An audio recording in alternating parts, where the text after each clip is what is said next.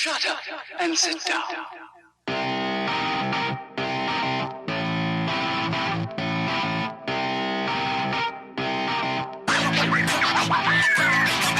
What is going on, Dads, and welcome to episode 11 of the Dads After Dark show, recorded on Sunday, May 24th, 2020.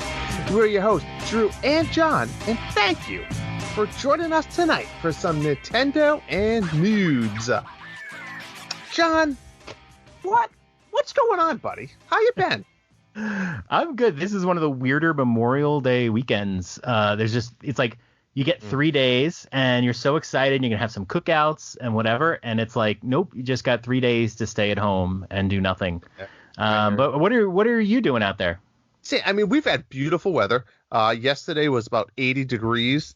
Today was about 75, both super sunny. Letting the kids do their thing outside. But the same thing, it's weird. It's interesting. I brought my daughter to the store the other day, Friday, for the first time, in months. She had to wear a little bandana and stuff, but she really wanted to go. She said she'd wear it, so I let her come with me. But it's been odd. Funny thing was tonight, my kids were for whatever reason, we have a lot of Nintendo toys, and then I have my Nintendo toys, right? Your closet full of stuffies. Yes. Yeah. My stuffies. I have a bunch of stuff on my shelves, like hard figures and stuff like that. So my kids have a bunch of ones that I bought them. They also have the Bowser Castle playset. So they were playing with it. And John, they gave me the little puppy eyes and say, "Daddy, can we play with your Nintendo toys?" And I was like, "Oh, sure, but these ones." And then they come back, "Daddy, can we please play with that Bowser on your shelf?"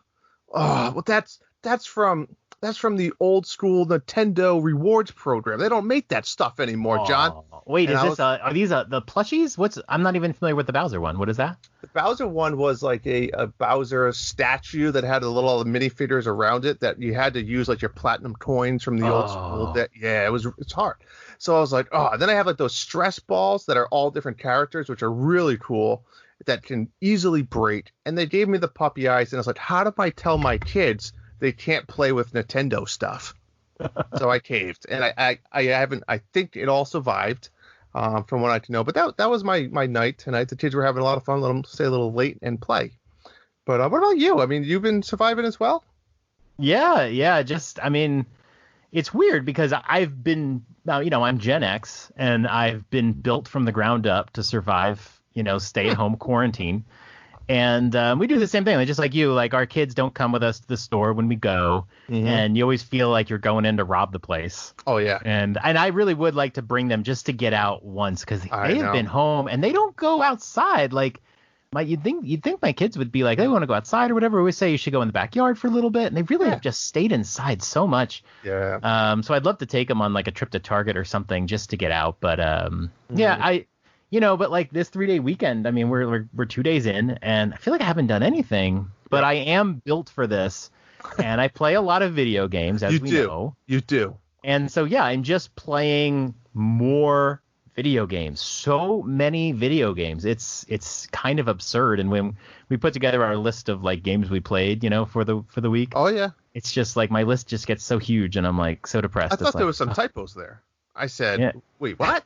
He finished that? He finished what? Excuse me? Yeah. But we are the dads that finish. We are the dads that finish. Both in the video game world and in bed. But it has been some crazy and interesting times. But about video games, let's talk about it. So what have you been playing? I mean, because I'm looking at the list here, John, and I'm baffled that anybody can find. I mean, do you work? I work sometimes. This whole work from home thing has opened my eyes, right? Because it's everybody's doing it nowadays. And it's funny because, being a supervisor of 15 people, it's like I see myself working from home and I'm like, it's so easy to get distracted or just, I don't really have anything. I'm not going to do this job or whatever. You get sidetracked. And then I'm saying to myself, well, shit, John, I have 15 people out there that I'm paying that I know is doing the same thing. I don't like it. It's opened me up.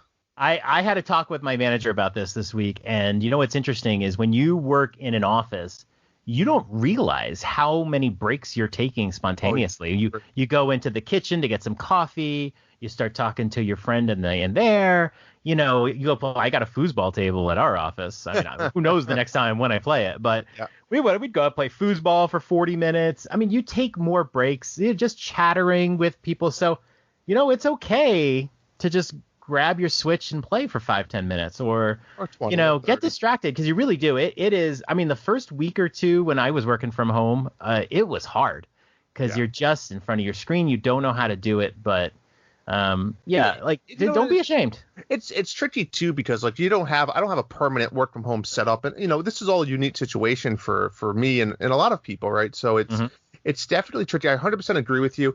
I've always been pretty fond of. I don't care, and even when I'm at work supervising, I don't care what you do, but get your work done, right? If I ask you to do something with a date, get it done. Yeah. Besides that, I don't really care. And the same concept from work from home, right? I don't give a shit if you played 20 hours of a video game.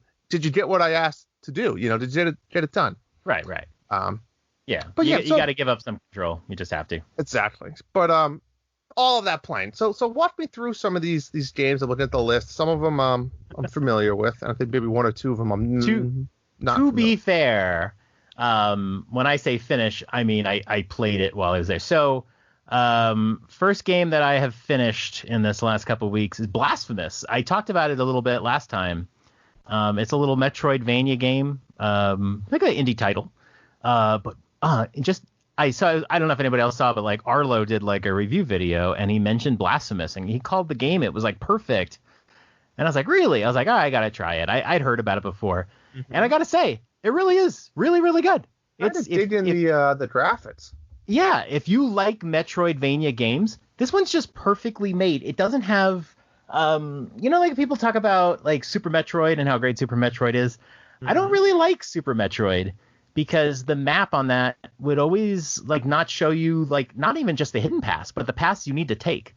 Blasphemous just like the map shows you every place you can go. There's not a ton of backtracking. Just every time I felt like, you know, when you're like playing a game and you're like, I feel like an item that I need to progress is nearby. It would always be there. It just was perfect. There was one time where I didn't know where to go, and as I usually do, I just start going back to near the beginning and start looking around, and I just happened to find what I need near the beginning. And it was an area where it was like, there's no reason for the player to go back here, but I just happened to, and I got lucky. You know, I appreciate games that do that. You know, not everyone likes the hand-holding of games and strategies and just an easy walkthrough, but you know, sometimes it's nice because you can enjoy a game and think the game's really well done, but you don't have to go through all of that, you know, backtracking or looking up a strategy guide on where you need to go next or any of that. It's just hold my hand a little bit. Sometimes that's okay, and I think that's what people like. You know, I want to get through this game, whether I loved it or hate it, and if I enjoyed it, great. But I want to kind of move on to my next game. And I know that sounds kind of bad, like you're already thinking about what you're going to play next. But there are so many games out there that kind of is the mentality with a lot of people is, you know, trying to help me and let me enjoy it the way I want to enjoy it. And that's the thing is like a game like Super Metroid, when I start playing it, I love it. And it's like, ooh, I got to go here. And then like they always show you some ledge you can't get to. And you're like, okay, I need to get to that ledge. And then they allow you to get to that ledge. And you're like, aha. But what happens is you get to a point in a lot of these Metroidvanias where you go, okay, I can't advance and I don't know where to look. Like, you know, I explored this whole area. I didn't see the item I need. Where do I go? And this game just did it perfectly. Really hard, by the way. Some really hard bosses. And it's very Dark Souls-y in its difficulty. But there's always a save near every boss. So, you know, it might be tough. You might fight a boss 20, 30 times. Yes, exactly. Yeah. So really good. I really recommend it. It was a great game, Blasphemous. The next thing is interesting. I always wanted to play Deltarune, the kind of the beginning of the sequel to Undertale. So obviously Undertale is the very famous game, and Deltarune is a overrated. It's a chapter 1 of the sequel to Undertale, and I have downloaded it on 2 platforms, and I still have never played it. and I wanted to play it, but I knew I needed to play Undertale again. And the first time I played Undertale, I didn't understand what Undertale was. So I did what they call the genocide run. I didn't know. When you play an RPG, you kill everything. That's what you do. Yeah. If someone attacks you, you kill it, right? Mm-hmm. You stab it in the face. Yeah. And I only learned after playing the game, hey, you're actually supposed to like show mercy and stuff like that. So I played Undertale again, and I didn't kill anything the entire game. I then came to find out that is not the mercy run, because I played it on the same save file as my genocide run. So there's some things that would have been different had I not done that genocide run before. I have to say I enjoyed doing the mercy run more, but I'm a little annoyed that it's like, look, I just want to play Undertale and give me the story. Like, there's 100 different ways to go through it and whatever. And I did a good job of doing that mercy run, and I feel like I didn't even get the mercy. So anywho, I only played Undertale just to get through the story so then I could enjoy Deltarune more. And I played Deltarune, and I don't want to talk about it much, but I really didn't like it. Didn't enjoy it at all. It wasn't super different from Undertale, but I didn't like the characters. I didn't quite like the story. I didn't like the changes to the battle system. It was probably fine, but you're gonna hold it up in comparison to Undertale. Have you played Undertale, right? I did. Okay, not Deltarune.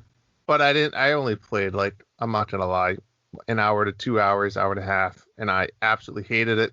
Didn't understand the concept. Don't understand why people liked it. Thought it was stupid. I think it is. Didn't enjoy it. It's a victim of its own hype. It's not like the great RPG or anything. It's just a really charming, really well written, funny game. And if you just approach from that perspective, the guy who made it, Toby Fox, it's just hilarious. It really has great humor. It makes fun of tropes. The game's only about 4 hours long too, so you got probably halfway through. And it's funny because I don't. You'll see in a little bit. I don't mind admitting a good game that's not for me. Like I honestly didn't even see the enjoyment in this game. Yeah. But anyways, let's move on. Okay. I played all the way through Good Job. Every so often I play a game with one of my kids. I don't play with all my kids. I'll pick a kid, literally point them out, and say, hey, let's play through that. This one was easier. You two cannot play. About a month ago or so, I bought all my kids $50 eShop cards. You know, where they're trapped at home. Good dad. Here, we've all done it. I did the same thing. Buy yourself, a game or whatever. I won't be too judgy. Just buy. Just don't put it into Fortnite. Exactly. No, we probably did. My daughter bought Good Job. She's 9 years old. She bought Good Job, and I was like, okay, it just come out, whatever. So we decided to play through Good Job for this past week or so. I know a lot of people saw the trailers and were like, that looks really good, blah, blah, blah, blah. Maybe played a little bit of it. I didn't hear of anybody who went all the way through. Good Job is not a good game. It is just not. I get a little tired when I hear people say, oh, that game was good. And then you kind of explore and like, oh, yeah, we did a couple levels. So and it's like, okay, it's a bad job. Right. Play through the whole game. That is how you truly judge something. Let me ask you this, though. From your 9-year-old's point of view, did she enjoy it? No, she did not. Just like me, as we got further and further in, we were less excited to do it. But we're the dads who finished, Drew.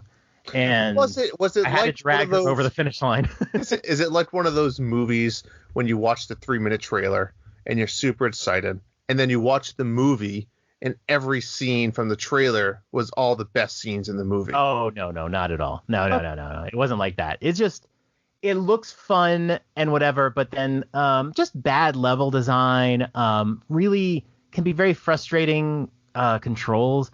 Everything you do in the game is like the A button. And then so A will pick up an item, A will hold an item, and then A will unplug things and do all this stuff. And then B will sometimes drop.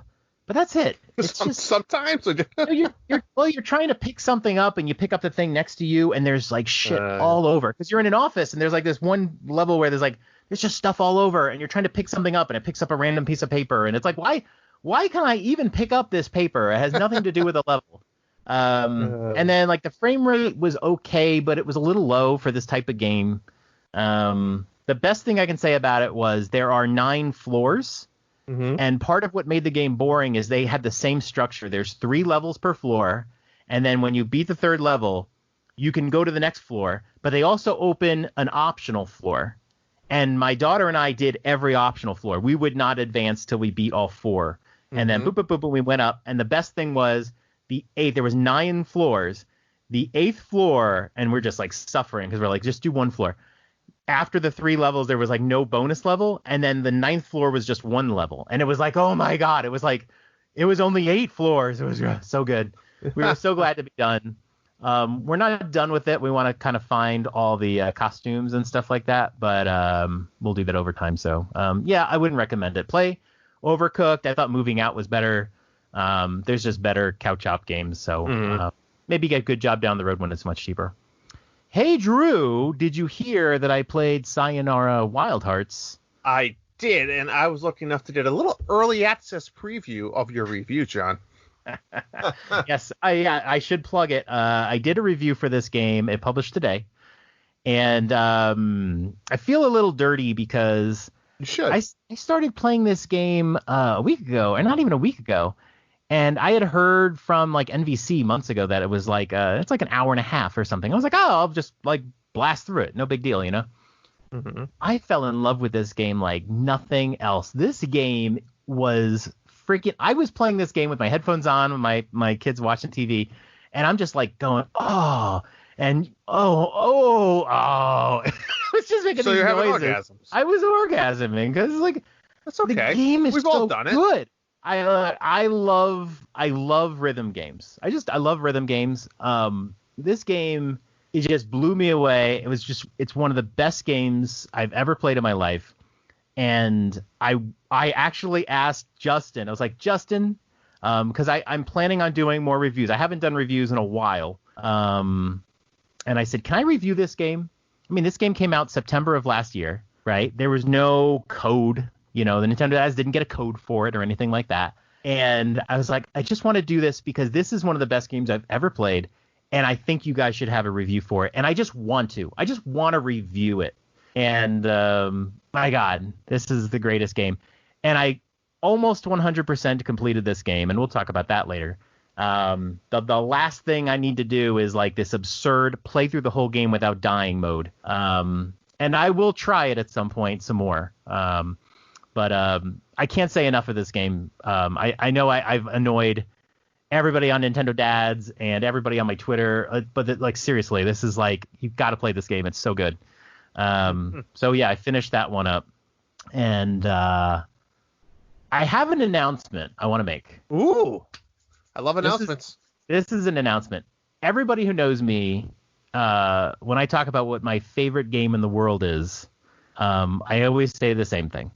And I say Bayonetta 2. When I first played Bayonetta 2, it blew me away, right? And Bayonetta is my favorite character, and it was my favorite soundtrack, and everything. That has been true for years. John, don't tell me we have to change your avatar already. I have a new favorite game. Oh, boy. Bayonetta 2 has been dethroned. Oh, boy. It is not Sayonara Wild Hearts. Good, because I would have been a little upset, to be honest. This is key now. My new favorite game of all time is Into the Breach. It has finally surpassed Bayonetta 2. It has been rising and rising in my standings. I started playing it again this weekend with some new mech teams. I've always wanted to 100% the game, get all the achievements and everything. And I just realized today I started a new mech team. There's like 8, 9, 10 different mech teams that you can use, which makes it really great. Every one of the teams works so differently. Their mechanics are so different. I picked I forget what they're called. They're like the fire mechs, and they are impervious to fire, and they use fire a lot. And I started using them, and whenever you start using a new team in this game, you're just like, what do I do? Like, oh, it's so hard. Because this game is not about direct combat. You know, like Fire Emblem, you kill everything. And Into the Breach, you try to protect buildings. So there's a lot of pushing enemies around or getting in front of them and blocking fire. It's very creative in how you get past a level. It's not just kill, kill, kill. But sometimes you'll use a team and you're like, guys, they're so passive. And the fire team literally cannot really harm the enemy. They can set them on fire a lot. And then there's like one guy that can hurt you if you're set on fire. And I just realized, I was like, God, this game is just so amazing that I'm so many hours into this thing. And there's like still 5 more mech teams I've never used. And I was having the time of my freaking life with these fire mechs. And I was like, this is the best game ever. I love Bayonetta 2, but I've only played through Bayonetta 2 twice. And I'm not really good at it. I'm not good at it. I cannot platinum any of the levels. I stink at it. But I have to say, Into the Breach is now my new number 1. Bayonetta 2 slides to number 2.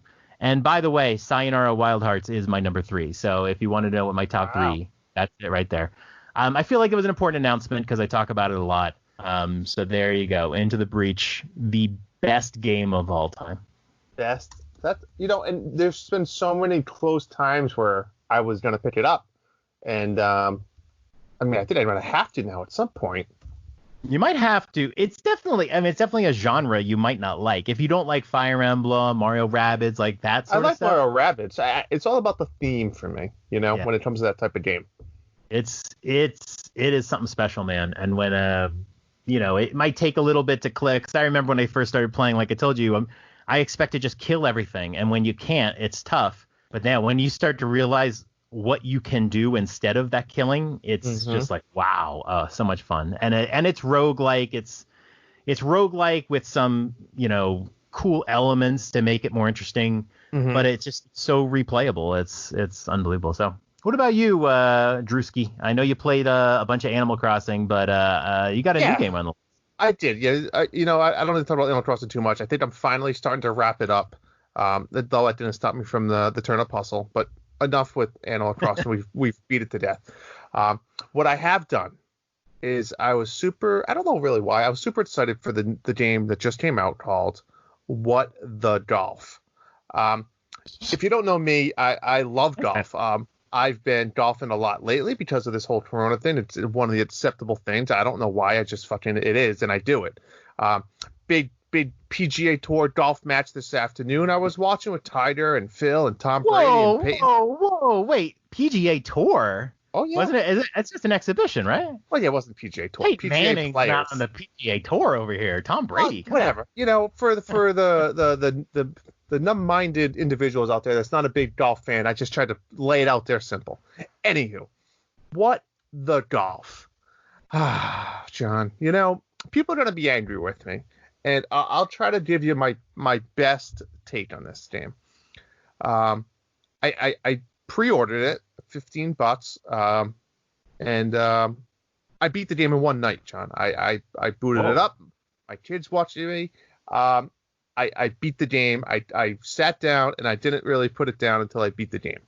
So you basically grabbed hold of it and just worked it for a couple hours. Yeah. Until you finished beating it. Stamina like a bat.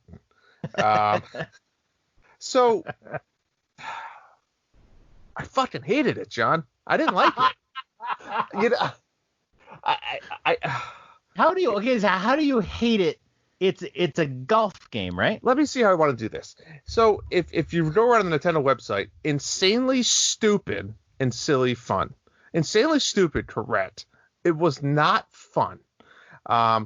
Right, and this was the game, again, it was meant to not be really a golf game, but I still call the bullshit flag on that. The object was just to hit a ball, a horse, an object from start into a hole. That is golf. I don't care what anybody says. So when they say it's not a golf game, it is a fucking golf game. But let me say this. It wasn't a bad game. It was a good game. It wasn't enjoyable for me. There was and if you don't know what it is, it's that concept. They're short levels, anywhere from like 5 seconds to let's say 60 seconds, almost kind of like a little bit of like a WarioWare feeling, where it was just like short little games. But the object was always the same: get the ball into the hole. But it was with very unique ways. And the cool part, I will say, with the design levels of of the levels were is there was so many references and throwbacks to other games. They had levels designed like the original Super Mario Brothers, where you're a golf ball going through a 2D level and you can hit coin blots. They had Donkey Kong level where you had to jump over the barrels and get to the flag that was next to the Donkey Kong on the top. Super Meat Boy. They actually had an Angry Birds type level where you had to hit your golf ball into the towers to knock like the cats off the tower. So there was tons of little throwbacks like that, which were cool. The overworld of the game was inside. There was 9 worlds, if you wanted to say it, and each world was top-down view, and you had to control the golf ball and bring it across this board to find holes in each world, or to find a level. So you find a little golf hole, you go to that level. Each level you could get 3 crowns. The first one you just played, I think each crown, like the first one, if you went into it, the first crown was like 3 little mini levels. The second one would do something like a certain thing that you had to an objective, and then the third one would have been something completely random and crazy idea. So that was the game. Like I said, it looked good. The controllers felt good. But it was fucking stupid. And I get that's the point of it, but it was not for me. I honestly was just, I think, manhandling it because I wanted it to be done. Yeah. I was like, let me just finish this game tonight and then never have to go back. I mean, they do have like an impossible mode and tons of modes. I think when I beat the game, I beat it at 55% complete because I didn't even do all the other crowns. So like I said, I could care less at that point. But I beat it. I rolled credits. What the Golf wasn't for me. It was a short game. Do I regret my $15? No. You know what? I don't regret it. It was a well put together game. Just I didn't enjoy it. So let me ask you a few questions. First of all, how long did it take you to beat it? I think it was like 3 hours and like 10 minutes. Whoa! Oh, you sat down for 3 hours? I mean, yeah, I sat down. I think my kids were quiet down there watching a movie. I had to get up. I put them to bed. I came back, made a cup of coffee. So, yeah, I mean, I got up and down. But, yeah, I sat there and played it for 3 hours and played it. Yep. So at what point? Because I've been there where you're playing. I'm proud of you, Drew. I mean, like you're playing a game. You're no longer having fun, but you refuse to let the game win, and that's what it's all about. That is what it's all about. I was not letting them win. How far into the game, like, did it start off where you enjoyed it, and then it like waned, or did you like right off the bat go, I don't like this game, but maybe it'll get better, and that's why you kept playing? Never once did I fucking like it. It was never for me. You know what? And I should have known it because I'm gonna be blunt. I watched the trailers. I listened to Nintendo Dad's interview on it. I looked at screenshots. I looked at the Nintendo page and read. I did my research. I didn't just buy a game because it said golf. No, you talked about it for quite a while. And every single thing I looked at is exactly what the game was. So it's like, I don't know why I was shocked. Like it was exactly everything I read, everything I saw, the videos. They weren't they weren't trying to pull a short one with me. It's just, I was like, no, it's a golf game. I'll like it. Yeah. And I didn't. I didn't like it. I know in a lot of the interviews they said like it's a golf game for people who hate golf. And I mentioned this to you and I was like, but you love golf. So mathematically, is it for people who hate and love golf? Or is it only for people who hate golf? And like they never really clarified that, right? But no, I feel like you're looking for a golf game and you were not getting it. I think that's exactly it. Like there was no, your objective really is to make a par or 4 shots, or there's no, continuing. If you hit one out of bounds, you just start over from the tee. Like it's just a rapid fire, just like if you die, you restart. Kind of that Super Meat Boy feel where just continuous go, go, go, go. Where me, it was like, I want to have a score, but it's not that type of game. It was just, go out there and beat the level. That's it. All, any means possible. Yeah, I know how you feel. I had that with like Wii Sports baseball, where if you're casual, you really have a good time with it. And I did have a good time with it. But if you really love baseball and you just, there was not a baseball game for you. And it was like, okay, this is really fun. I like the bat thing and I like the motion control, but I want to go in the field and field the ball and I want to throw it and I want to steal and I want to do all of those things and I can't. And I feel like that's kind of what you're looking for is like, okay, I like it being fun, but I need golf. Yeah.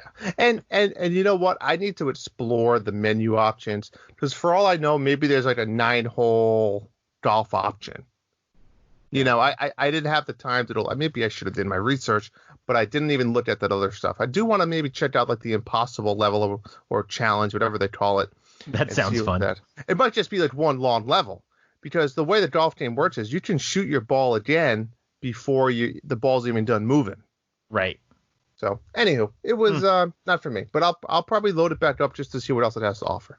Yeah. Are there any other golf games that are like? I know there was another golf game that came out this week too. And but is there any other like? Are you gonna be like scratching your itch and golf somewhere else now? You know, in leading into our next segment, I really, really was hoping for a Mario Golf announcement, and it's not too late. I just feel like we maybe would have heard it by now, or it would have been a good June, July type game, maybe August, but probably an early summer type game, and it's not here. So I've been thinking about pulling out the old GameCube and doing a little bit of Mario Golf, but we'll see. I don't. I mean, isn't it funny that you're like, I need real golf. I want to play Mario Golf. But it's the concept of, I think you're trying to get a score and compete. Right. You know, right. I don't necessarily need the PGA. I mean, I'm pumped that a PGA Tour got announced for the Switch, but I'm super pumped. I haven't played one in years since it was for, God, I don't know, probably GameCube was probably the last system, right? No, I think early Wii days, Tiger Woods maybe had it. I'm not sure, but I just like the competitive sport of golf. I mean, even Golf Story was awesome because when you played your tournaments, you had to shoot a certain score. That's what I want to do. I enjoy that type of it. I love the Golf Story. Yeah, so good. I wish they came out with another one. Oh, we should do like a little. Could we do like a mayhem with Golf Story? Oh, I mean, we could just go play this course and low score type thing. Yeah, maybe we should have this conversation offline. Oh yeah, we don't give any secrets away. I like that. What else did you play? That's it. That's all. I mean, like I said, that and Animal Crossing. I don't need to talk about that again. But that's all I've really been playing. But a lot of games coming out soon, which we'll get to later.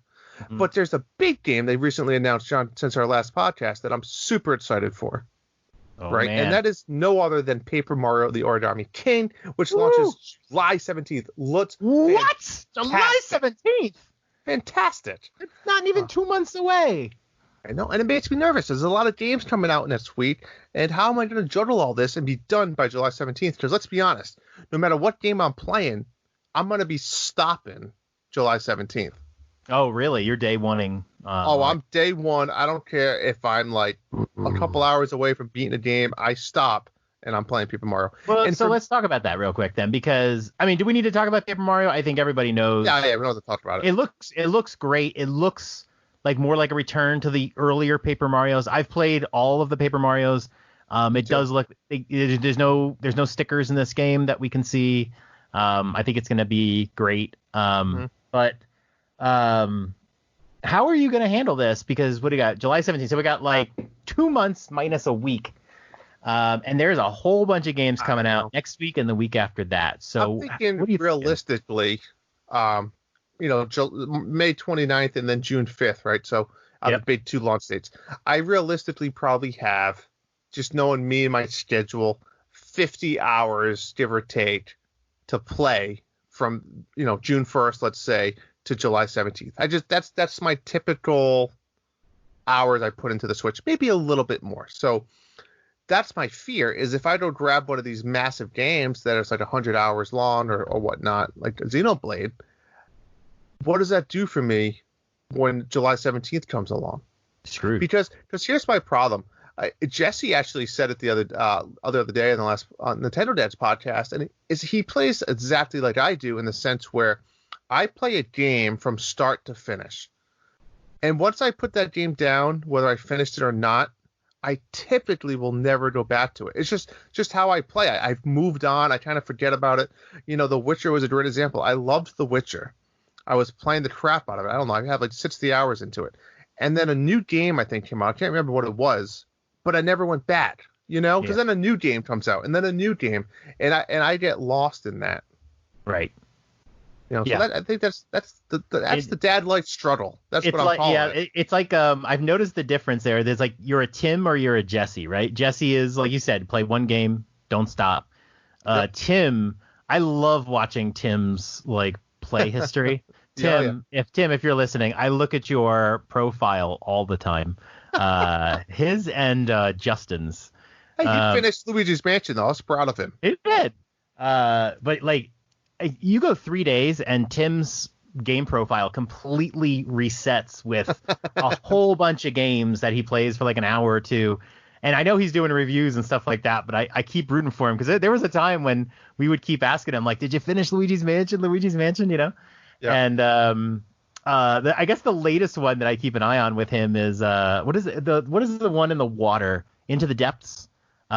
Submergence. Yeah, Shisaki or whatever. I don't know. We can never pronounce it, but like he really loved that game, and it's off his list. That's how quickly it goes. It's not even on his most recent games played list. So I'm rooting for you, Tim. I want you to finish that game. Get it done. He needs to go finish Breath of the Wild.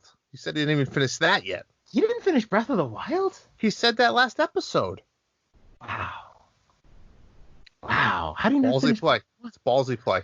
I think a couple other people. I think you might be right. Yeah, you gotta finish Breath of the Wild. I mean, that's another example. That game. But see, that's the other spectrum where, like, when I'm playing a game like that, I don't care what other game comes out. There's certain games that take priorities, right? Oh yeah. So Paper Mario is one of those priorities where I'm playing Paper Mario until something better comes out. And there's not going to be many things that are better unless it's like Mario Golf for me. But the truth about Paper Mario is it's not going to be a 50 or 100 hour game, most likely. No. So I like 20 to 30. Yeah. But that's the problem that you get into these other games like Xenoblade. I want to play it, and you know what? I'll probably buy it. But my fear is when you buy a game like that and you know you have almost a deadline, let's say, call it. Am I going to rush through it and not try to do side quests and really explore and enjoy it? Or am I going to get stuck and sucked into it where I end up never finishing? You still have a month and 3 weeks. And I can do it. I mean, how many times? I mean, this is the Switch. This isn't the Wii U. How many times are you going to have a month and 3 weeks and not be able to finish? I mean, there's always going to be something coming out. So I don't know. Well, I feel like you should. I mean, I don't want to spoil. I mean, we're not going to spoil but we still have a June monthly Mayhem game. So regardless, whatever that game is going to take away some of my play time. But we always design monthly Mayhem that is not a big time suck. There's nothing that is going to require you to play 20 hours of a game. Even with Animal Crossing, we picked Animal Crossing simply because people were going to play that anyway. But still, I don't know. I'll tell you, I don't plan on playing Paper Mario day one, but I have played every Paper Mario that's ever been, all the 3DS games. I played the Superstar Saga remake on 3DS even. I'm a big fan of the series. I love it. One as well. Yeah, I actually really enjoyed Color Splash. I thought it was well done. I enjoyed it. I loved Color Splash. Yeah, I thought it was great. Man. But I'm really excited for this one because I'm not a huge fan of the sticker card thing. I did like the cards in Color Splash. I didn't mind it. I only had a problem with it in Sticker Star and Paper Jam. And I'm really excited for this one, but my guess is my wife will probably play Paper Mario first when we get it, and I'll probably be happy to just let her play through it, and then I'll play sometime after. She's been playing video games. She'll be done in a week. Yeah, she's playing a ton of Animal Crossing. I keep trying to pull her away. I wanted her to play Sayonara Wild Hearts, but she just never bid on it. She's just Animal Crossing. That's it. She's still bitter, John. You didn't give her that loan. I know. I've got 16 million bells right now too. Are you in on the turnip hustle this week? 7,000 turnips. Okay. All right. Are you? Yeah. Oh yeah. They were like 91. I've had really good prices. Yeah, me too. 90. You know, I don't think I've ever had them though for like to sell or over 200. I never do. Yeah. You know, that's okay. No. Yeah. That's okay. I am probably going to shoot for, it was either going to be Xenoblade or XCOM. I've never played XCOM before, and there's a chance I don't like it, but I loved Mario and Rabbids, and, you know, that's what it's based on, right? But is it like that? It's weird to me. I tried looking I guess I didn't do a good enough job, but I tried looking a lot of research on that stuff. I couldn't find anything really solid to show the movement or game boards. It was a lot of cutscenes. Yeah, a lot of the trailers are cutscenes. Sometimes I don't even like the frame rate, but I'm definitely gonna give it a shot, and I'm hoping I love it because I love buying games that are the full collection of all the DLC and the expansions and all that, because I feel like I could just go through it all and there's no gap in time. True. So I'm gonna play through that. I really want to play Xenoblade. I'm probably I played playing through parts of it before. It looks so friggin' See, good. I thought hard the other day, and John, Mhm. I'm not confident anymore that I played that one. Really? Yeah. I don't. You know what? I'm not. Maybe I needed to watch a YouTube video on like the open in 10 minutes because I know for a fact I played Xenoblade Chronicles 2. Right? I beat that. That's just recently, right? And then what was Xenoblade X. Chronicles X? That was the one where you got like the Avatar like robot army suit thing. I've never played it. Yeah, so that one was cool where it was one of those games that's 50 hours into it, it like completely game changes mechanics where this nice RPG turn-based games, and then all of a sudden you get this armor robot suit, and now you start flying around, and it's just like all new attacks are different. It's just a different mechanic, which was okay. It was cool, but I feel like I liked the first half of the game better. Right. So yeah. But now I'm thinking back, I'm like, shit, I don't know if I ever played the original. Yeah, play it. Fuck it, let's do it. I'm definitely between Xenoblade. I'm not going to play BioShock. I'm not going to play Borderlands. But I think I'm going to start with XCOM. If I don't like it, I'm switching to Xenoblade and just sticking there. But if I do like XCOM, I really don't want to split time between that and Xenoblade, so I'll probably just play through XCOM and then finish that up and then hold off on the expansion and stuff to another day and then switch back to Xenoblade. So yeah. I'm knowing the way I'm playing, especially how much I've been playing, I think I'll get through XCOM in like a week and a half or a week. So I'd need that head start on you, just like I did with Dragon Quest. Oh yeah, I'll be coming, man. I know. Whoa. It's after dark. Absolutely. I mean, and then we didn't even talk about Outer Worlds, which is coming also June 5th. But I did a lot of research on that too, and I looked at all these games, right? Because BioShock so some reason BioShock's storyline entertains me a little bit and curious a little bit. But I looked at BioShock, I looked at Outer Worlds. They looked like fabulous games. But then I think about it and I said, would I rather go play a first-person shooter type game, or would I rather play Xenoblade? And 10 out of 10 times, I come back to say I'd rather play a Xenoblade type game. Yep. So that for me is, I think, why I'm going to go that way. And I have not seen Switch footage of Outer Worlds. I'm getting worried, and maybe it's out there. Someone please direct me to it. I get really worried when you just see cutscenes, and I want to know the frame rate. I want to see how it looks. I don't want to play a piece of garbage port. And don't get me wrong, I understand sometimes you can't port a game over. The Witcher did a good job on the port, but it wasn't as good. It's just, it doesn't compare as well to the other consoles. And I know at one point I thought the Switch port was pretty close. It wasn't pretty close. But I want to know, because if the Outer Worlds is this amazing game and the port is just really substandard, I'll play it on my PS4 sometime. I don't want to play it, but I'd rather play, like, if the XCOM port is really nice and smooth, or Xenoblade, which we expect is going to look great. I'd rather play that than something janky. So I would really wait and see the Outer Worlds. It is, I mean, we are like a week and a half away, and we just haven't seen enough of that game. So, but I hope it's great, because I would like to play it someday. I love playing a good game like that. So, but what do you say we move on? We've got a topic this week. We are, for the first time on this show, we have a main topic that is actually built off a conversation that happened on the Nintendo Dads podcast. We thought it was so interesting, we wanted to kind of continue that chat. So, well, it's funny because every once in a while, and I speak for the people when I say this in a loving way. The Nintendo Dads have great conversations. They have great guests, great topics. And I think we all have been here on the other side of the radio or your headphones or whatever, yelling back at them saying, whoa, what about this? You're wrong. You're right. This or that. And that's what we're doing tonight, right? I mean, it was a conversation you kind of wish you were part of at the time, so why not talk about it?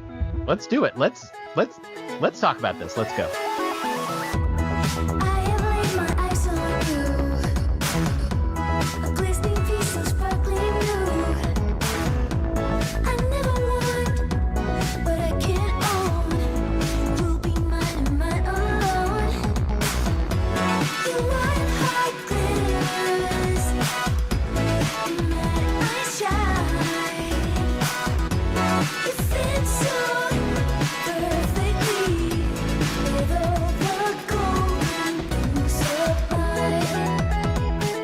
All right, so let's start this off. We're going to play a clip from this week's Nintendo Dads episode. They had the trophy room guys, Michael and Kyle. Here was a question that they got near the end of the show. This is probably going to not sit well with some people. And that's okay, because I say things on the show all the time that doesn't sit well with people. I think that achievements and trophies are some of the worst things that ever happened to video gaming. Kyle, I'll let you talk. You just got the Yoda. You just got Yoda. Which I played it up. Like, that's totally a fine take. But, like, for me, I think that's why I don't play my Switch as often, because there is no achievement system in there for me to look at and try to get more out of these games. All right. That was an interesting topic. I heard this this week. I talked to you about it. We decided we wanted to talk about this. Achievements and trophies on the Switch. This has been a conversation that has happened. It's not the first time we've heard it. But this question came from one of the Nintendo Dads community, and it sparked a pretty good conversation. So I'll just say up front, right now, Nintendo Switch doesn't have a trophy system like the PlayStation does. It doesn't have a gamer score system. I'm not sure what they call it on Xbox. But the games themselves do have achievements. And I want to make that clear. When we talk about achievements, we're talking about those little in-game challenges that every game kind of does on their own. Okay, it's not part of some ecosystem with Nintendo.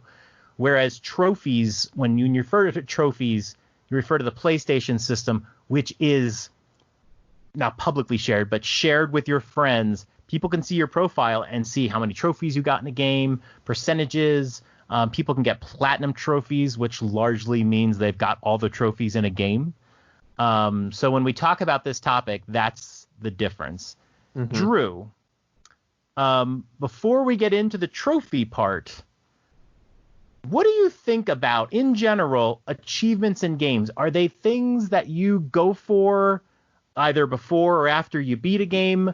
Just in general, what do you think of the achievement concept? So if we're talking strictly achievements that are in a game, let's say on the Switch, I just say, no, I don't. I don't go for them. So it's the best way for me to really look at it is I like to get something out of achievements, right? As we talked about earlier, I play a game and I like to move on to my next game. So I don't typically go back to grind a particular task or anything along those lines. Now, if there were achievements that I got along the way and they benefited me in some form of way, let's say every 5 achievements you gain health or your power goes up or you get an extra stat point that you can apply, like an RPG of some sort, then it's worth my while because it's affecting the gameplay and boosting my character, let's say. Right. However, if it's just saying to go in there and give me a little tick mark or a little trophy behind the scenes, not to use that word trophy again, that I have to then hit, start menu achievements to see, oh, you have 9 out of 50 achievements completed. I don't care. I could care less. The other side of it is, and I'm thinking back to Downwell for whatever reason, when we did one of our first monthly Mayhem games. Now, Downwell, we had achievements, part of the competition. Oh, right, the scoring. So for that situation, I was all over this thing because I wanted to show the world, show all of our listeners, and show everybody like, hey, look at me. I got the achievement where I beat the game without dying, or I beat the game. I dropped on 100 enemies without getting hit. So like, that's almost like a bragging right, I guess you could say. But it was part of the competition, which made it fun. Yes. If I just had that game and I was doing it just for my own self good and be like, yeah, good job, Drew, you did it. Like, I don't. Who cares? No one's gonna see that. I hate to go back to MMOs, right? Back on the PC days, or even like a World of Warcraft type game, or I think I mentioned Guild Wars in the past. That stuff, when you did achievements or titles, let's call it, it would give your character a title underneath their name. So you could go out there and you could really grind on a really difficult task or achievement and then kind of show it off. So is it necessarily skill? Sometimes it is, right? Maybe it's certain PvP events, or maybe it's certain monsters or things like that. Other ones are just time consuming, right? Yeah. Where you have to go explore the entire world, or you have to go do 1 million of these things, or so it depends. I like the idea when you can show off your achievements. To me, there's no sense in wasting. I don't want to say waste time, but there's no point in me to go accomplish achievements just to do them. I guess there's no self-worth. Like I said, if it unlocked extra levels or something, I still don't know if I would do it, because if it's post game, I typically might have moved on. Yeah, but that's my take. I'm kind of the opposite, I think, of you, which is good. I don't really like games that don't have any kind of achievements or any sort of mode where I can, like, post game or something. So here's a good example, like Yoshi's Crafted World, right? Yep. I remember you telling me about that. I played through Yoshi's Crafted World, and one of the great things about Yoshi games is the completion aspect of it.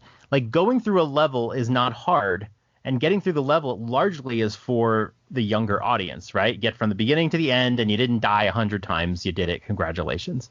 But then they have all the collectibles in between, all the flowers or whatever.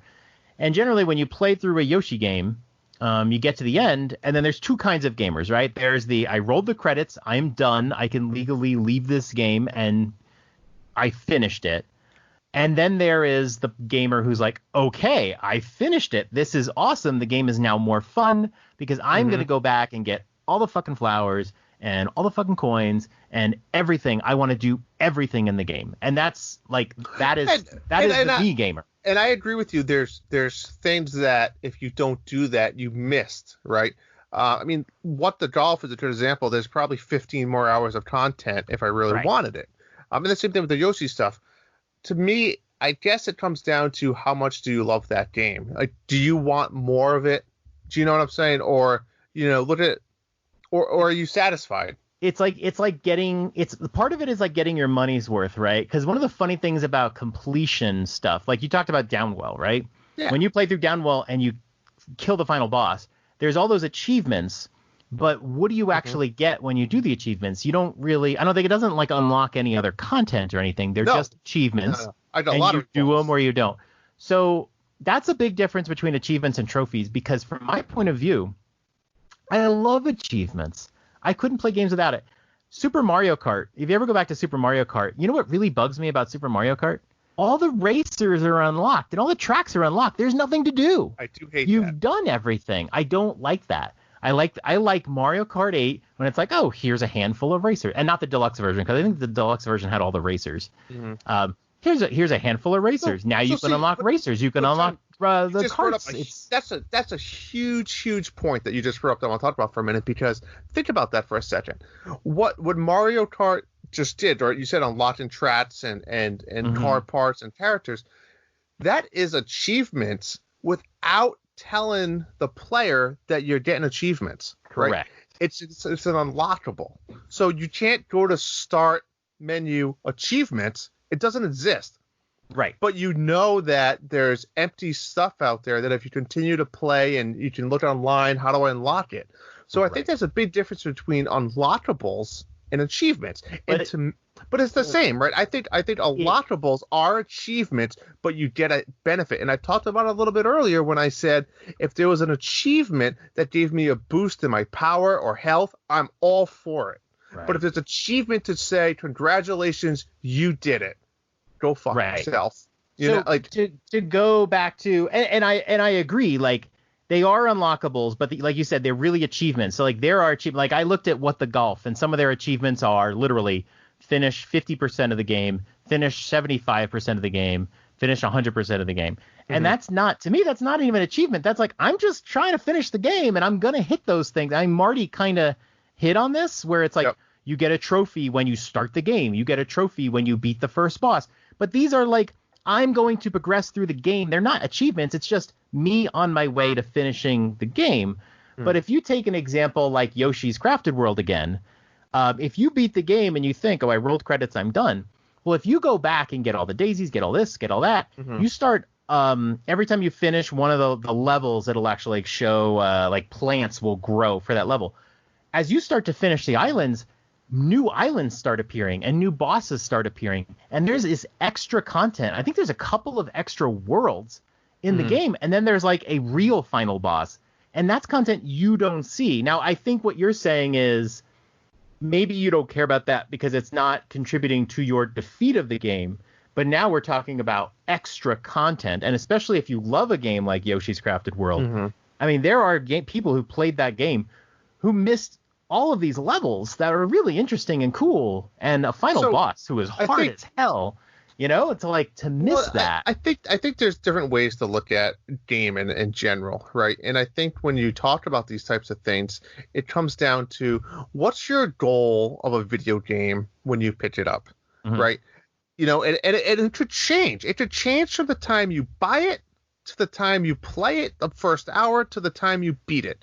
But there's a lot of good examples where, let's say What the Golf. I didn't really have expectations. I started it. 15 minutes into this game, I knew it was not for me. So actually maybe a half hour in, because I'll tell you what, the first two worlds, I was 100% completed the first two worlds. I got all 3 crowns on every freaking level. And then I said, this game's not for me. But you know what? I'm going to give it the benefit of the doubt, and I'm going to keep playing it, and I'm going to beat it. The same thing with huge, massive world. Xenoblade's coming out. What's your goal? Are you playing that game because it's going to visually look beautiful? Do you want to explore? Because those are two things that I love doing, exploring in a big open world like that.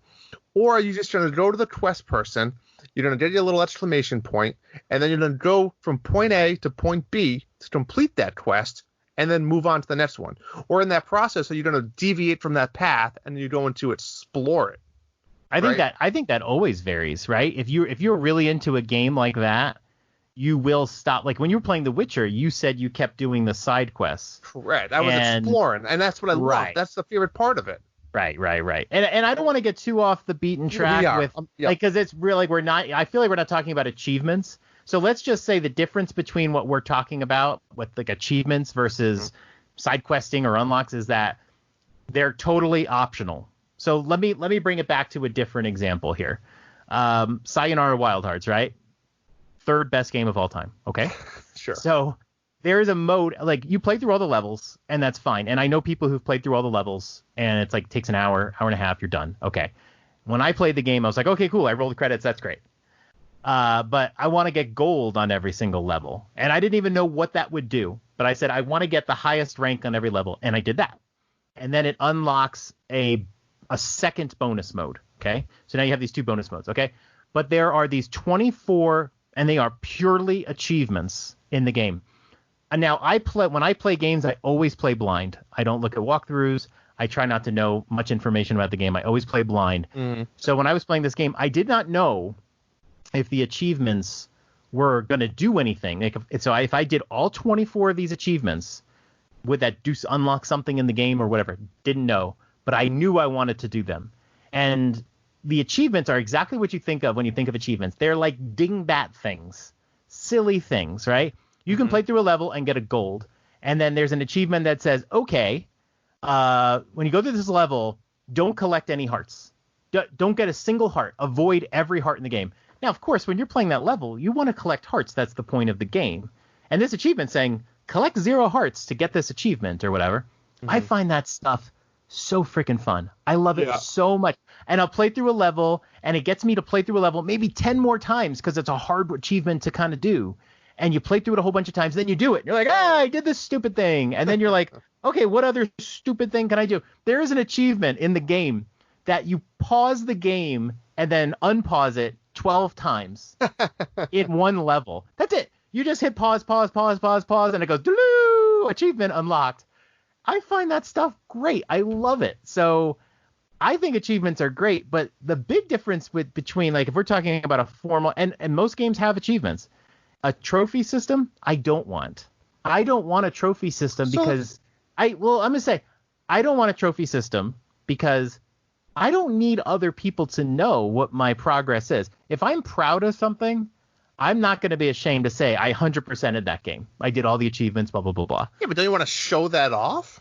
I don't need to because I did it for myself. When I finish that game, I'm proud.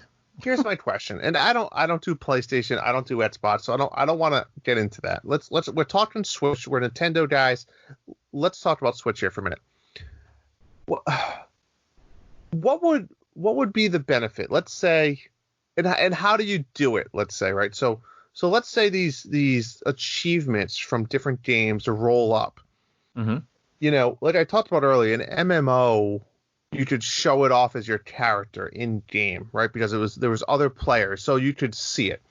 The goal in my eyes, and in my eyes, you just explained to your vision, right? My goal is to kind of show off and I hate to say brag a little bit, but you want it, right? You put a lot of hours into achieving those achievements or titles or whatever they want to be or trophies. You want to show them off. So how did you get there from the time spent and you transition that into a trophy or whatever you want to call it, and what do you get with it? Is it you bring back the old school Nintendo rewards program, and maybe you can actually get points and platinum coins for it? Do you have some type of lobby? Do you unlock wallpapers? Do you unlock, like I feel like there has to be a goal, or else it's pointless to me.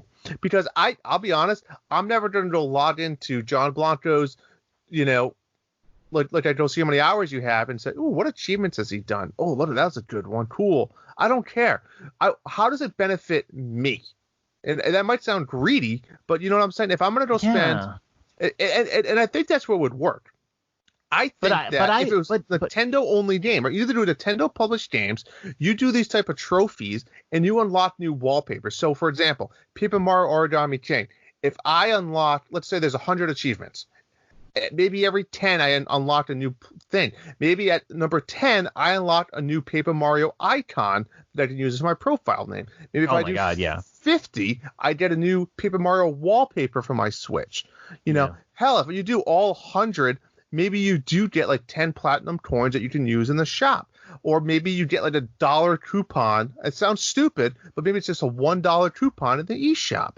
But at what point is it that you're doing it for a personal pride thing, or you're just having fun versus doesn't it first of all, I think all Nintendo Switch games should have avatars that come with them that can be shared. But at what point are you doing something that you're just doing it to show it off versus you're doing it? Brian Altano on NVC got the platinum trophy in Bloodborne. And I can tell you from the way he said it, he didn't say it because he wanted to show that off. He did it because he loves Bloodborne and he was so proud of his achievement. But that's bullshit. I'm sorry, that's bullshit. There's no way. If you're talking about it, you're showing it off. There's no way that you said, I'm going to go do this for myself. Oh, yeah. I mean, he either way, he went out there and he said that he did it. But, I mean, sure. I mean, you want to share that. It's like a personal accomplishment. You want to kind of share it. So trophies kind of formalized. But I played through Shadow of the Tomb Raider, right? And I didn't 100% it because I want to replay the whole trilogy someday and 100% it.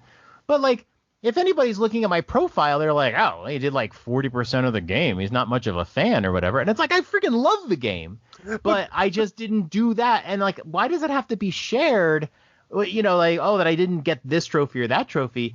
it's because I have made my own decision about that game. And why does that need to be shared? Shouldn't we be able to do those and just be happy? And every game does them differently, right? Correct. But Like, and that is twofold. So there's the sharing aspect. I agree, and I think it works in certain applications. Like I said, it does work. I believe in an MMO online game where that's what it revolves around other players.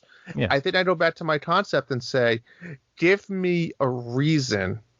I get it. The game's great. You love it. That's your reason. Give me another reason to go back and explore those Yoshi Woolly Worlds flower concept, so I can get myself a Yoshi wallpaper on my Nintendo Switch, or I get a $1 coupon, or whatever the hell it is. Nintendo, give me a reason to make me see those worlds. Because if you don't give me a reason, you might not play it. And obviously a lot of people, Nintendo published and put a lot of time into that. So I feel like they should give you what a is reason. Nintendo's motivation, though? I've always wondered that. What is Nintendo's motivation to keep you playing a 20-hour game for 40 hours?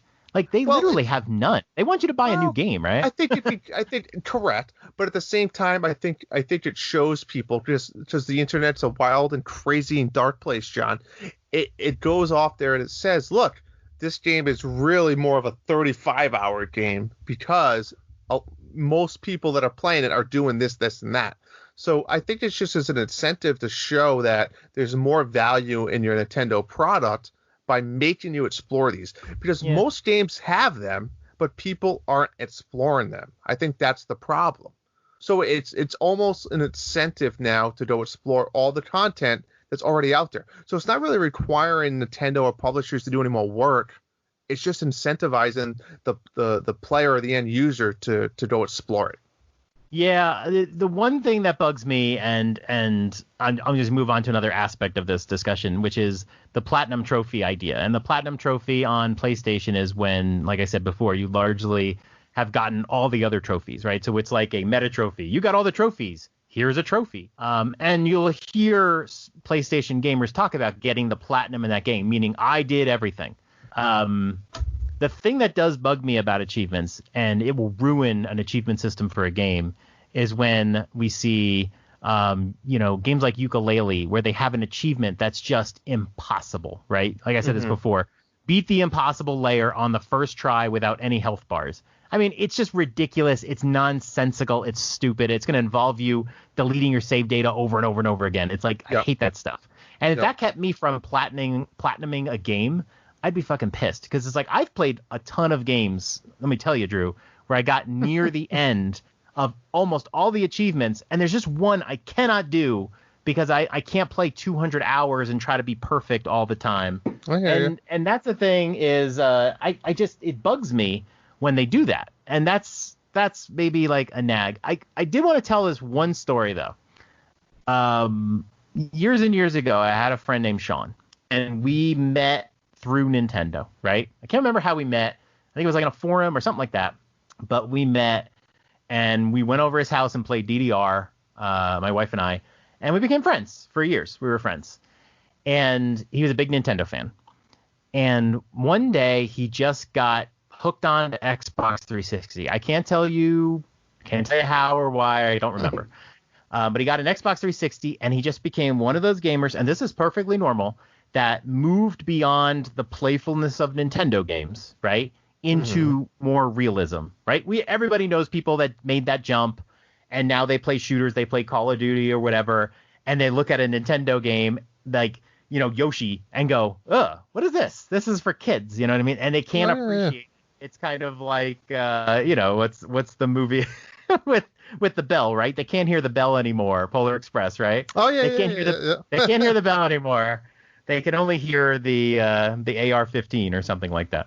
So I had this friend, and he started playing Xbox 360. And what happened fairly quickly was he started getting addicted to the gamer score, right? And I think it's the gamer score, right? And the gamer score with Xbox is, I think most of the games, I think the way it worked was every game could allocate like 1,000 points to your gamer score, and they can do it. They could give you 1,000 for beating the game, and that's it. Or they could have achievements that were like a 50-pointer and a 25-pointer and all that stuff. He started playing games and started getting really addicted to trying to get all the points. And then this trigger happened where he wasn't trying to get all the points from the game. He was trying to get as many points as possible, as easily as possible. So he started renting games from like Game Crazy or whatever, Blockbuster, I don't know.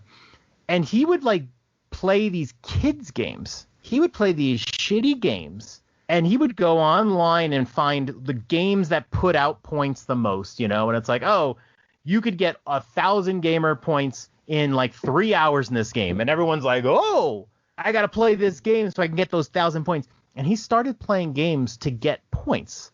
And we would have these weird conversations. It was always weird because he had jumped into Xbox and I was still in Nintendo, where he's playing different games. Okay, he's playing, it was like Gears of War, like stuff like that. Mm-hmm. And then the conversations began like, well, what are you playing? Oh, I'm playing,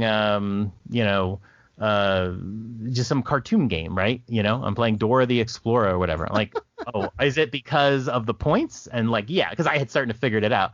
Yeah. And like, that is when those formal achievement systems, that's why I'm glad Nintendo doesn't have that, where I love playing games for achievements, but I don't feel like I have this total contest mentality going where he started wanting to get higher points than his friends. And it wasn't about playing fun games anymore. It was about playing games for points. That's called the achievement hustle. The achievement hustle. I mean, holy cow. I stand by my Nintendo published games. If you want to do it so you get rewards out of it, I think that's a way everybody can enjoy it and have fun. But I think that was some amazing conversation. I think it went deep. I think we both had some good opinions, and we didn't argue, John. We didn't argue. But what I think that's all I have for this whole achievement type idea. Yeah, I think it's time to move on. I think we got a couple of listener questions this week, and we haven't really taken a good look at them. Let's take a look.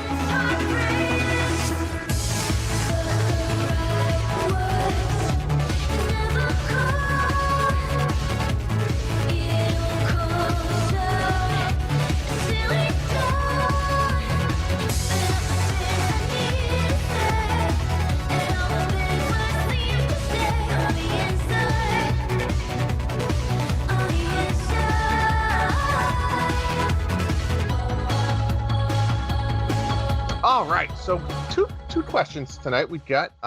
So Third Strongest Mole over on Discord asked us, we got a new Streets of Rage and Battletoads coming out later this year.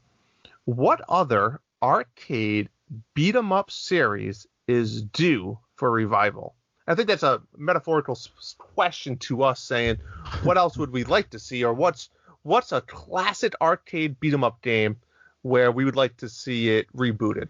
I challenge them all on this. Are we sure Battletoads is coming out at all? Have we heard anything about Battletoads? Maybe he knows something we don't, John. I love the original Battletoads, but the remake, I don't know, whatever remake they didn't look great to me, and I don't know, we haven't heard about it. I guess it'll eventually. What beat 'em up series is due for a revival? I'll tell you what. I have never been a huge fan of beat 'em ups, but I did play several when I was younger. Mm-hmm. Final Fight was a favorite of mine. I played The Simpsons. Everyone's played that Simpsons arcade game with all the. That's funny. That was one of my thinking too. You don't even have to be a Simpsons fan. That's just an amazing, fun game. Oh, it's done really well. So, what's funny is we had a party at this place, God, I can't remember, Nickel Arcade, something like that. But it was an arcade. It was like something like Nickel or whatever. But actually, it was one of those arcades where you pay a little bit of money. I think it was like $5. It wasn't. It was like a cheap one. And all the games are mostly on free play. And then other games were like a nickel. Okay. And a friend of mine and I were a little bored, and they had the Simpsons game there. And I was like, ooh, hey, you want to like go through the whole game? It was a free play. So it was like, you want to go through the whole game? Like, let's do this. And I'm telling you, Drew, it was like the most exciting thing in the world that we could have done. It was like, we're going to see the end of this game, because all of us were like, we played this game when we were kids. You didn't have unlimited quarters, and you never saw the end of it, right? No, it got harder. Drew, yeah. Drew, it was the most boring time of my life. It started off fun. And then the game is really long. Like, it really wants to suck the quarters out of you. And it's one of those games that you will die a lot. Like at the end, you know how it is the when you're playing bosses in have an a lot of arcade. health and stuff. Yeah, like, once you start dying, it's like your it's first made quarter for will that. last you like 4 minutes, and then the second quarter is like 2 minutes, and then by the end it's like this quarter lasted me 20 seconds. That's what but it was free. made for that. Yeah, it was free, but it was so boring because there was no risk. Okay, it was like I died. Okay, hit the button, I'm back. I died. I hit the button to come back. Whereas when you play with quarters, you might say I have $1 I can play, and it becomes meaningful. Every hit you take is taking it away. So I'm not looking to like a new Simpsons game. I don't really want a Ninja Turtles game. Because all these games are at home and they're free. Now I've heard Streets of Rage 4 is really good, and I don't have any interest in it. But you know, they do things like we go back to it, achievements, right? There's achievements in the game, and there's different paths through the game and whatnot. I played River City Girls recently.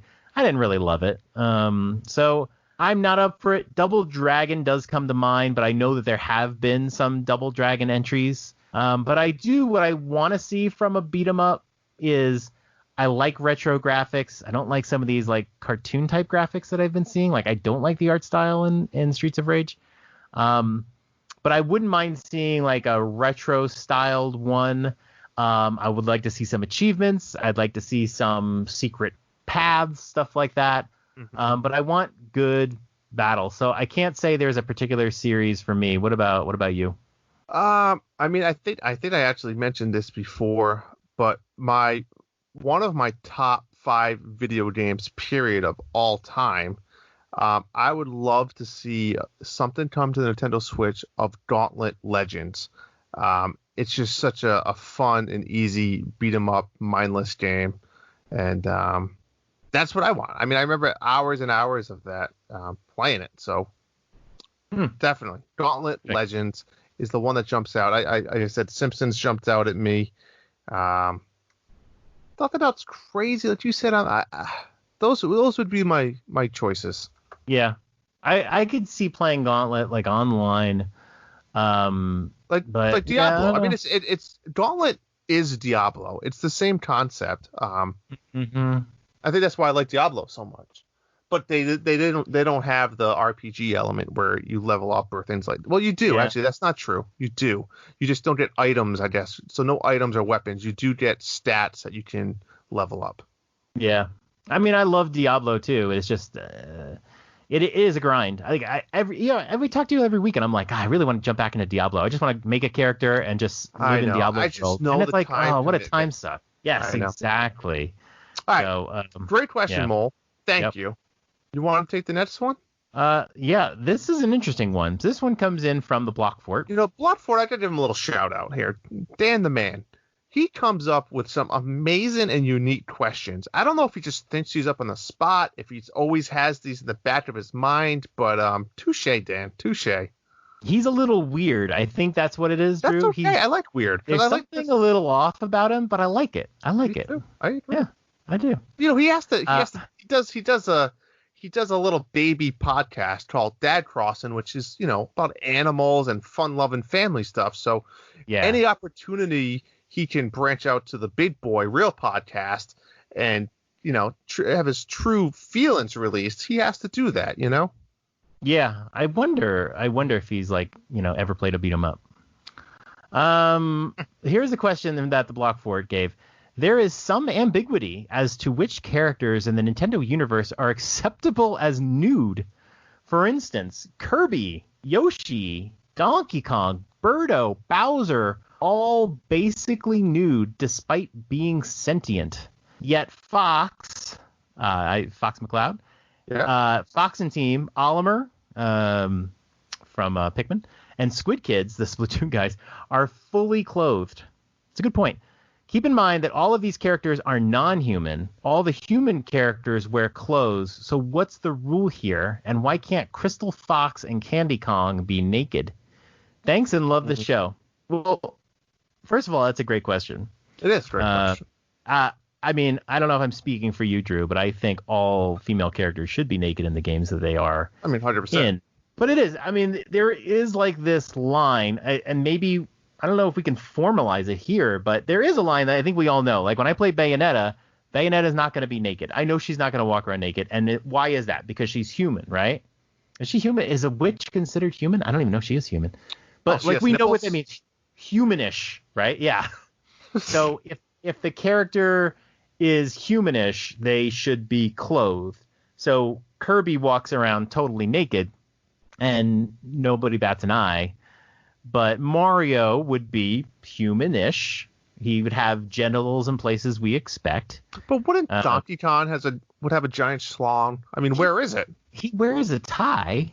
Doesn't he wear a tie? Maybe. Or I guess we're original. Maybe he tucks it. The old tucker upper. Maybe he does that with the tie. Well, they do have fur, right? Donkey Kong has fur. Yoshi's like a dinosaur. I mean, they don't wear clothes. I don't know what the fuck Birdo is. Bowser. Does Bowser not have clothes? I guess not.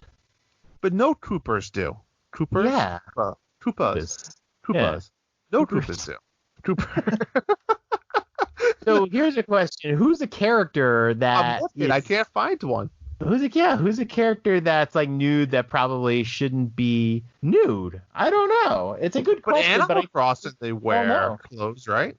I mean, that's the point of the game, right? Well, is it? I mean, they're animals. Yeah, but I mean, like you're always like exchanging clothes. You know, I mean, that's what you're gonna do, right?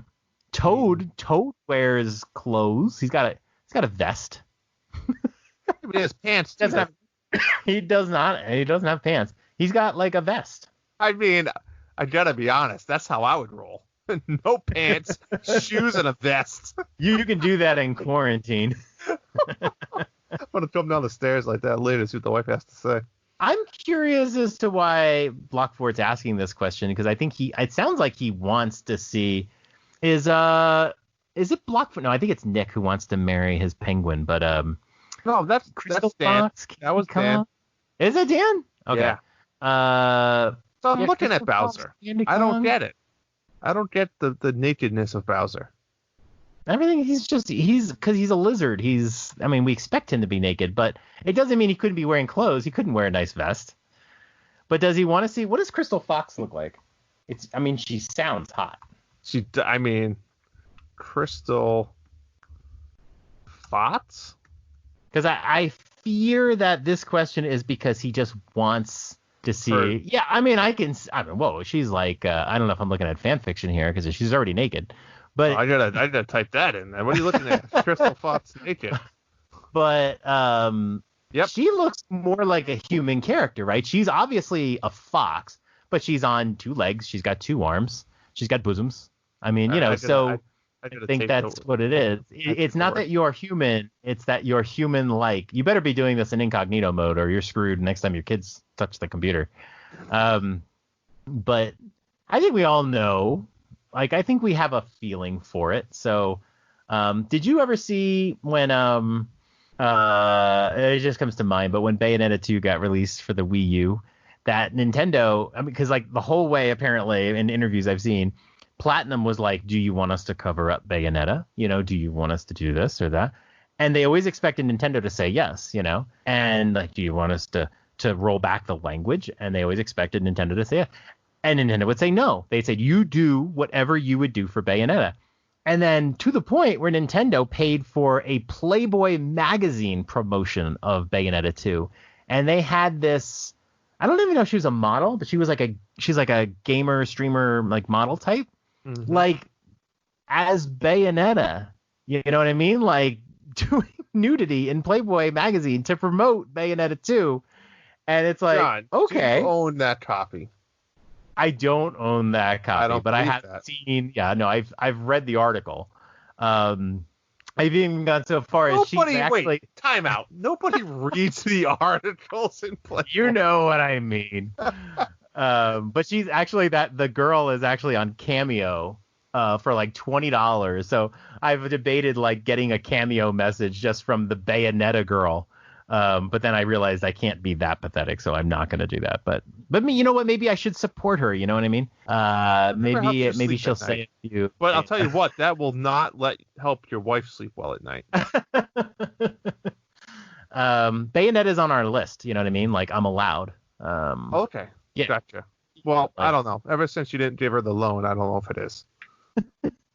so I think the answer to this question really is that, like, I know, Dan, that you want Crystal Fox to be naked. I think that's what You're gonna have to hit the corners of the internet to have your dream come true. But I don't think that's gonna happen in any game, really.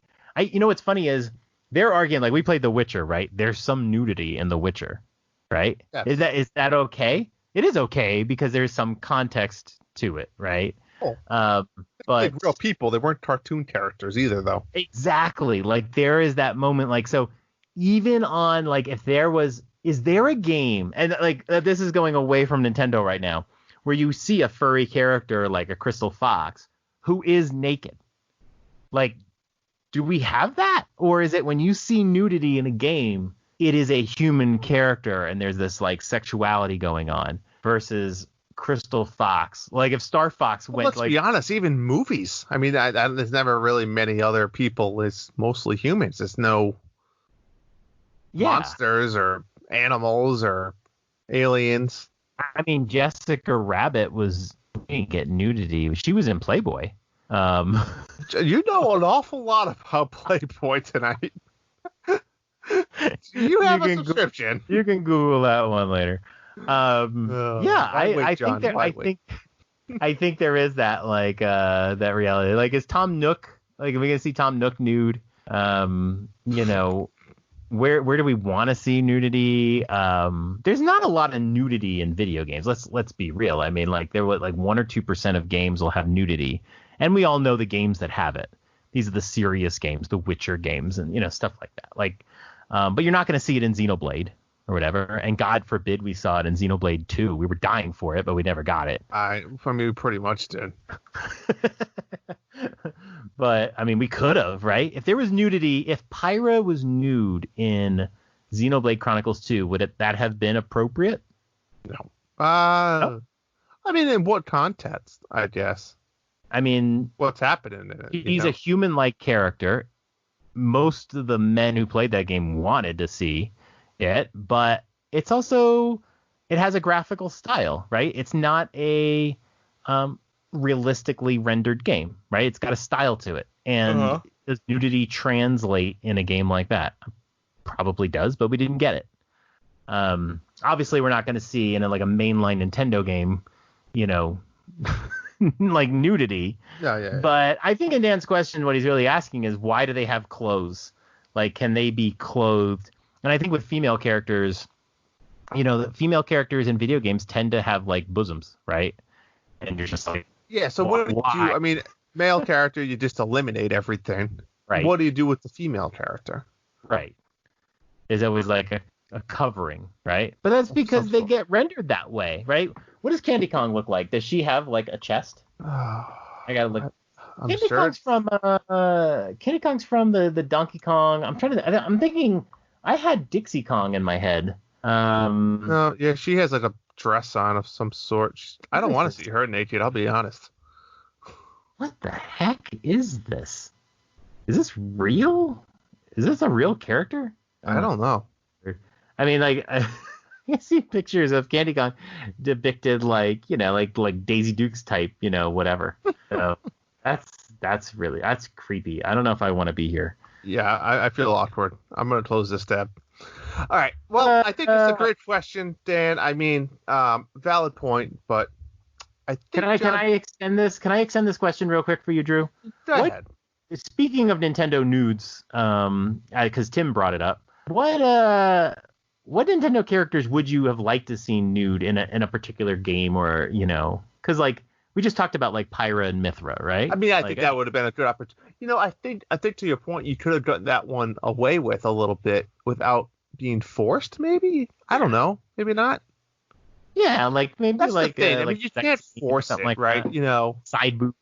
As much as I'd love to see again, Wii Fit trainer doing her thing, butt ass naked, it doesn't work. You're right, because I don't need a boner when I'm trying to do my Wii Fit. If they had an achievement system, Drew, what if you got all of the achievements?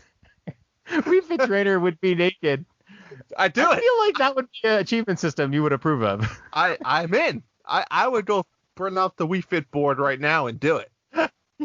Your It'd wife be like would 3 to 4 in the past. morning. The house would be sound asleep, and I'd be like, yes! Like you would have lost 20 pounds because you just didn't stop. And Wife wakes up, I look at a new person. she just walks in, sees naked Wii Fit trainer, and you're doing exercise, and she just walks out of the Well, room. I'd be doing it naked as well. Yes, it's true. Oh, boy. That would be a good time. What about So wait, what if Bayonetta was naked during the gameplay? you know, when you are playing, there are times when like you see her, like she's presumed naked, but you can't see her because there's little bits of streaming going on. So what if they showed those scenes? Would that feel more natural? I wouldn't mind it, like just a little bit, you know what I mean? But like she's a character that never succumbs to a man, right? She is a strong, powerful woman, and she knows her sexuality or whatever. But like, you know, there's this guy that's always pursuing her through both games, and she knows it, and she just rings him along. But never does she succumb. And there's like a couple times where it's like she's gonna kiss him or whatever, and the guy's like, oh, "It's finally gonna." And of course, it's like he ends up like on his ass, you know, or something like that. So it's just not in her character. Yeah. But I think a little nudity or something in a scene would be like something that would be like, "Whoa," you know, I gotta see that. Maybe we'll see it in Bayonetta 3. Yeah. Maybe. Yeah. All right. Well, thanks for that journey. That was something I can imagine tonight. Before we sign off, John, what do we have happening over the next few weeks? What do we not have happening? So here you go. This Tuesday, it's 2 days from now, Minecraft Dungeons. My son Cedric is super excited for this one, and we'll be playing it the first day. Then this Friday, Borderlands, BioShock, XCOM 2, and Xenoblade. I cannot believe these 4 games are all coming out on the same day. Crazy. But Xenoblade Chronicles Definitive Edition and the Future Connected expansion. So even if you played the original Xenoblade Chronicles, there's about 20 more hours of gameplay to be had in this. I guess they call it an epilogue. Yeah, and you know what? And it's definitely something you could just come back to later. I might too. Like I'll just stop it and then come back later. And then June 5th, just a week later, when you're just bored because you've played through all of these games and you have nothing to do, Clubhouse Games 51 and The Outer Worlds comes out. So super excited. I mean, there's so much to be had. Absolutely. And don't forget, we do have monthly mayhem coming up for the month of June. It has not yet been announced. But stay tuned over the next 1 to 2 weeks where we will get an announcement out for you guys, introduce the new game that hopefully everybody will, want to join in and have some more fun and compete in with each other. It's going to be a fun, and as much as I love the Animal Crossing mayhem, a real competition. It didn't feel like I'm ready for it. I'm ready for real battle. So I want a battle. Blood battles. Blood battles. Naked. Just... Okay. Anyways. All right. Well, we want to thank the Nintendo Dads for letting us be part of the large Nintendo Dads family of podcasts. We want to thank you very, very much. You can find us by subscribing to the Dads After Dark Show podcast on all of your favorite podcast apps or feeds. And if you're a Nintendo Dads patron, come hang out in the Dads After Dark channel. I'm over in Discord. Let us know what we want to talk about next. If you have any questions where you can put them there and have conversations, open conversations about how this tonight's show went, and follow up things like that. We want to open up the discussion. So tell us why you maybe think Nintendo characters aren't naked or clothed. You can follow us over on Twitter at the letter N, Dads After Dark. And you can send us questions there as well, or you can send them to John's email at dadsafterdark@nintendodads.org. I still never check that. Well, maybe we have some good stuff there. Someday we'll check and we'll do a whole episode on it. Anywho, we want to thank everyone again for listening to the Dads After Dark show. Peace. I checked, and Drago from Ring Fit wears a leotard.